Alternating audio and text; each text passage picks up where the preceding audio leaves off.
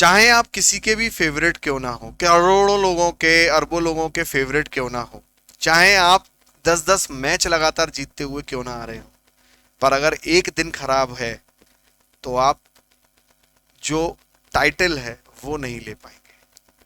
Same कुछ आज ऐसी डीप एनालिसिस आप लोगों के लिए लेके आया हूं, जो कि मैंने यूपीपीसीएल टीजी2 के पेपर से निकाली है। और इसको पूरा सुनना, वीडियो को चाहे भले आप इसे स्पीड में लगा के सुनिएगा, पर पूरा सुनिएगा, डिटेल एनालिसिस लेके आया हूं।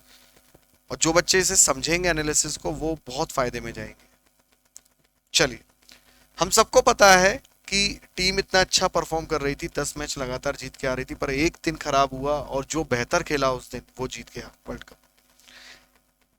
आज की डेट में 300 प्लस टारगेट होना, ठीक है, एक बहुत आम बात है। अभी मैं आप लोगों के लिए कुछ क्वेश्चंस भी लेके आया हूं यूपीपीसीएल टीजी2 के, इसलिए धैर्यपूर्वक सुनते जाना।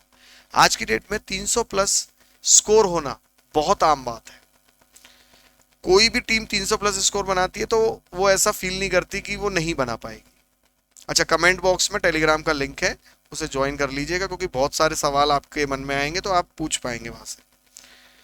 तो टीम दूसरी जो 300 प्लस स्कोर कर रही है, सामने वाली टीम के दिमाग में रहता है ठीक है हम इतना कर लेंगे स्कोर, पर आज से 10 साल पहले चले जाओ, अगर कोई टीम 300 प्लस बना देती थी तो ऐसा लगता था कि यार हम हार सकते हैं मैच, तैयारी करो।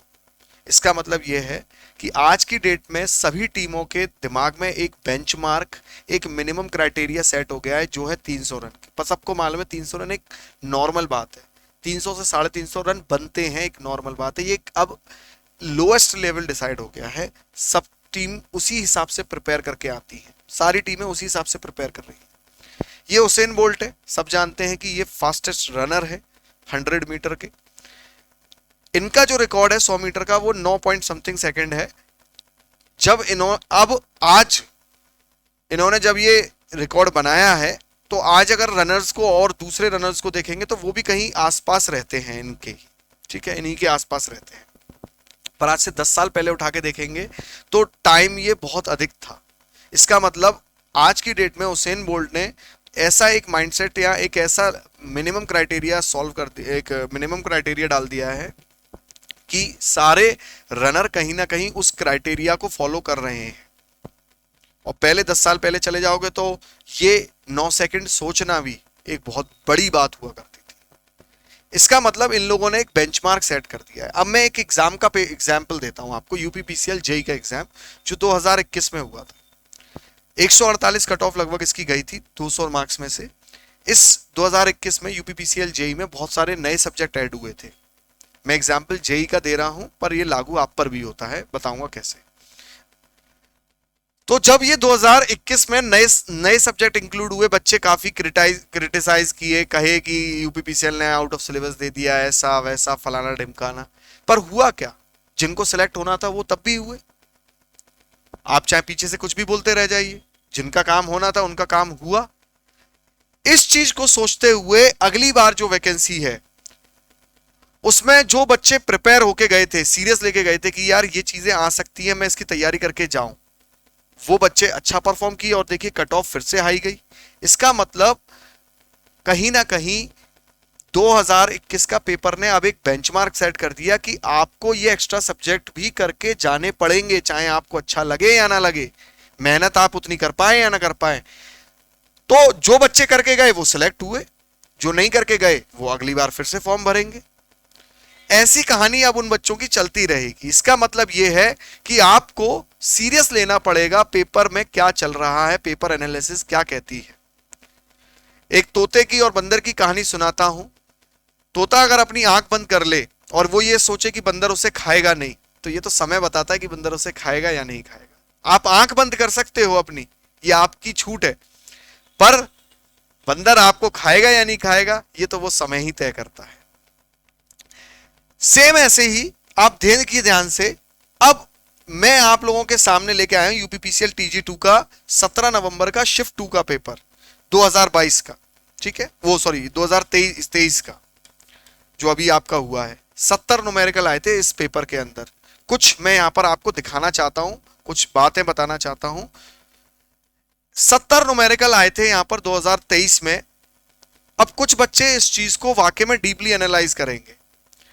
ये देखिए आप, ये इतना अच्छा खासा क्वेश्चन है, इसकी कैलकुलेशन नहीं होगी, पता है आपको, इसकी कैलकुलेशन नहीं होगी। मजे की बात देखिए, अभी तक किसी जेई के पेपर तक में, एई के पेपर तक में कैलकुलेटर नहीं आता है, परंतु यहां पर देखिए यूपीपीसीएल टीजी2 के पेपर में कैलकुलेटर आ गया।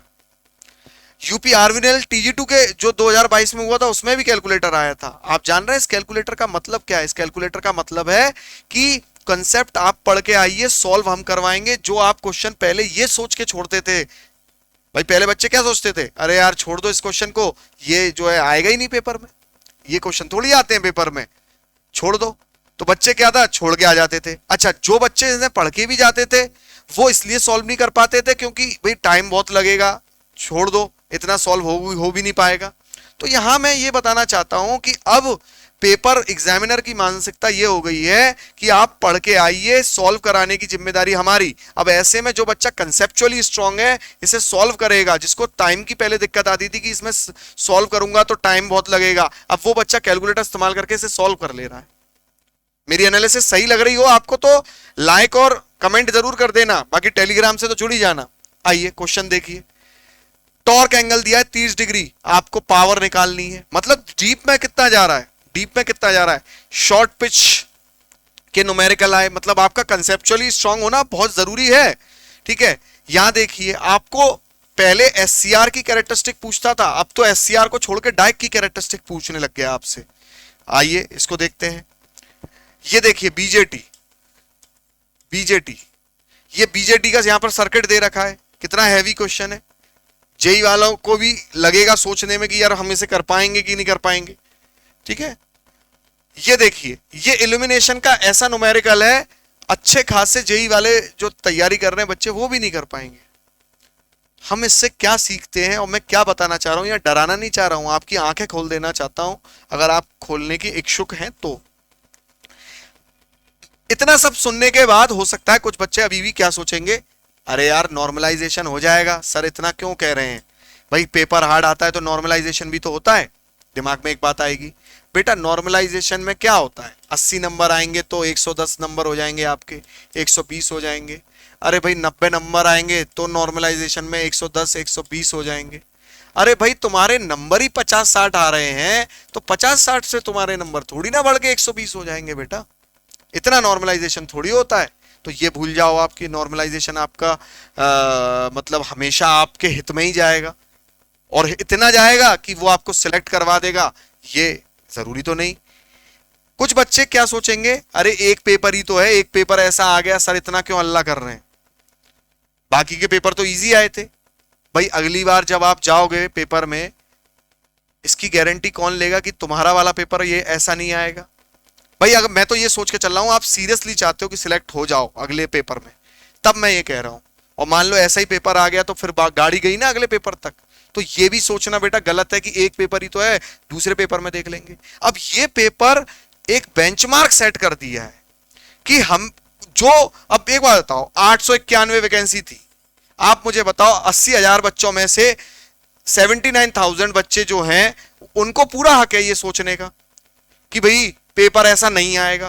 कंपनी को तो 891 बच्चे चाहिए, कंपनी को जो बच्चे चाहिए, आप विश्वास मानो ऐसे 2-3 हजार बच्चे पूरे अवेलेबल हैं जो फुल तैयारी के साथ वहां पेपर में जाते हैं। आप अपनी आंखें बंद कर सकते हो कि ऐसा कुछ नहीं आता पेपर में, अगली बार भी नहीं आएगा, कर लो बंद आंखें, पर आंखें बंद करने से ये कोई गारंटी नहीं है कि अगली बार ऐसा नहीं आएगा। याद रखना, आपको अगर इस सीट में आना है तो आपको इस बात को गंभीरता से लेना पड़ेगा कि पिछले क्या चल रहा है पेपरों में, कैसे तरीके से एग्जामिनर चाहता है आपको, एग्जामिनर चाहता है आप आइए, पढ़ के आइए, कैलकुलेशन के लिए हम आपको सुविधा देंगे। 800 सीट्स हैं, 891 सीट्स हैं, 70-80 हजार में से बच्चों में से क्या इतने बच्चे नहीं होंगे जो सीरियसली लेंगे? होंगे बच्चे, वरना गाड़ी फिर जाएगी कि अगली वैकेंसी पे पढ़ेंगे। हम इससे बेटा यही सीख सकते हैं कि भैया इसको हम लागू करें, इंप्लीमेंट करें इस सीख को। कौन से आने वाले पेपरों में आपको पता है, अभी यूपी आर्विनल टीजी2 की नई वैकेंसी आने वाली है, पीजीसीआईएल का पेपर अगले 2 महीने में लगा हुआ है, इसरो टीजी2, ठीक है, एनपीसीआईएल का पेपर।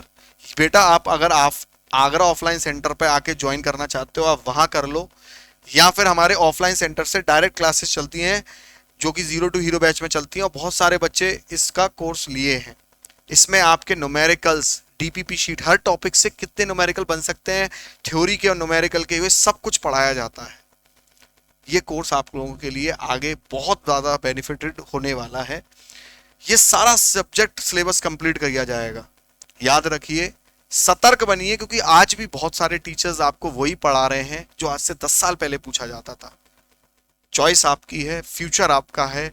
याद रखिए, कंपनी को तो वही 800-900 बच्चे चाहिए जो इस बात को गंभीरता से लेते हैं। Thank you.